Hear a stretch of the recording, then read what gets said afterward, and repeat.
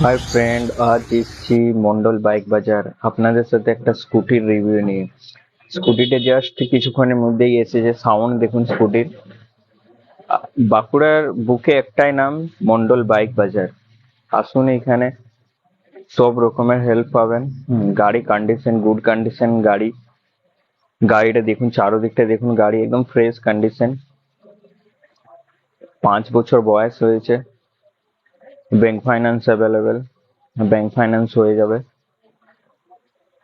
Mondal bike বাজার, বাঁকুড়ার বুকে একটাই নাম, মন্ডল বাইক বাজার। আমাদের অ্যাড্রেস হচ্ছে আশ্রম পাড়া। আসার আগে ফোন করবেন।